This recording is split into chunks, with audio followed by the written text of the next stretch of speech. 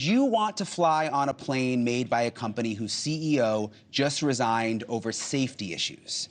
Well, hundreds of thousands of people are doing so right now all over the country. The CEO of Boeing is stepping down amid a wave of major safety scares. You've heard about it. Perhaps the most notable, the harrowing ordeal on an Alaska Airlines flight when a door came off mid-flight in January, left a gaping hole in the main cabin of the Boeing 737 MAX, 16,000 feet above the ground. The problems have just kept on piling up after that. This month alone, flames shot out of a Boeing 737 engine during a United flight. A tire fell off of a Boeing 777 just after takeoff in San Francisco. Boeing 737 went off the runway after landing in Houston. All of this has been raising serious questions about Boeing and its planes. Of course, air travel is still very, very safe, much safer than riding in a car. So we don't want to be alarmist here, but there's a problem. Nevertheless, the company has come under increased scrutiny from regulators, airlines, and customers. This is the kind of corporate fiasco that usually means heads will roll, and today, that is what happened. Boeing President and CEO Dave Calhoun announced plans to leave this year. Calhoun's departure is just part of a larger overhaul at the top. The head of commercial airplanes is retiring, being replaced by the chief operating officer, and the independent board chair will hand over the reins after his term.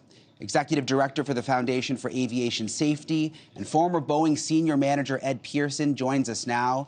We're happy to have you on a day like today to help us understand this, Ed. You were on the show 2 weeks ago. You called for changes at Boeing. Before we talk, I want you to see what you said because you saw what was coming. Take a look. My number one recommendation is that the C-suite needs to go.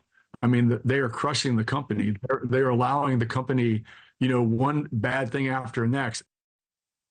Okay, so you said it. Now it's happening. Ed, do you think this is going to make things safer? Is this a step in the right direction? Well, Brian, thanks for having me. I guess it definitely is a step in the right direction for CEO Calhoun to be leaving the company. I mean, he has been in the company for a long time, served on the board of directors, and has been at the helm of the company for the last few years, and we've just seen failure after failure. So in that regard, that's good news. I don't understand why he doesn't just leave. I think he's trying to make a gracious exit, but he really needs to just go out as soon as possible. And the changes that are being made, I hate to say it, but they're just taking people from the same team and just moving them around a little bit and expecting different results. The individual that's moved into the head of the Boeing commercial airplanes, her background is in finance. She was only put in the chief operating position just a couple days before the Alaska accident. So that's not, we're looking for people that have really high levels of experience in engineering, manufacturing, quality, all that. And obviously safety, number one. So this is, although it's been a shuffling of the deck, it's far from what needs to happen.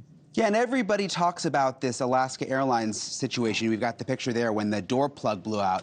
But I mean, this was really, really serious because when they, correct me if I'm wrong, when they went and inspected the other door plugs, they were missing the bolts in some cases altogether. Someone didn't even put the bolts in the door at Boeing. And meanwhile, I grew up thinking Boeing was this incredible American company. My dream as a kid was to go on the factory tour in Seattle. It was a great sense of pride for our country. And now they're forgetting to put bolts in the door? It is an American icon, and it is a great company. There are great people there, but you're right. I mean, the missing of the bolts is just symbolic of a larger issue that's been going on for some time. It's been a degradation of manufacturing quality and engineering for several years now. So, people think if this problem was just a couple mechanics that installing some bolts, that's not the case. There's a lot deeper problems here. And, even the company claims to be transparent, fully transparent, but the National Transportation Safety Board has been telling people that they haven't been forthcoming. And, yet they tell everybody they're going to be completely transparent. We can't believe anything they're saying. Unfortunately, we can't believe, the plane was safe before the first crash, and after the first crash it was safe, and after the second crash, et cetera. So it's been zero accountability. It's been just a bunch of broken promises. And you can't just keep moving a few people around and then saying that that's going to change everything. It's a lot more complicated than that. Yeah, I travel a lot for work, and you would think you'd feel safer on the newer planes. I tend to feel safer on the 757, on the 737-800. Again, I'm talking in plane lingo because I like planes, but these are planes that can be 30, 40 years old, but don't seem to have the same problems as these new high-tech, built with the carbon fiber, all the new stuff that they've been trying out at Boeing for the last, decade. Yeah, I mean, we've done some really stupid things in the company. One major thing that they did was they removed quality control inspections, large numbers of, not all quality control inspections, but they removed thousands of quality control inspections on individual airplanes, which is just unbelievable that they did that. Even after the wake of the two fatal crashes, they were doing that. So that's been a huge problem. And then obviously we've lost a lot of talent.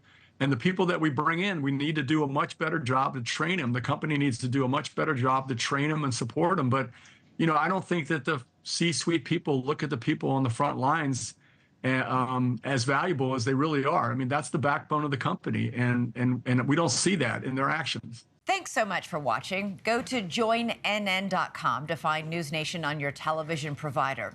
And don't forget to click the red subscribe button below to get more of NewsNation's fact-driven, unbiased coverage.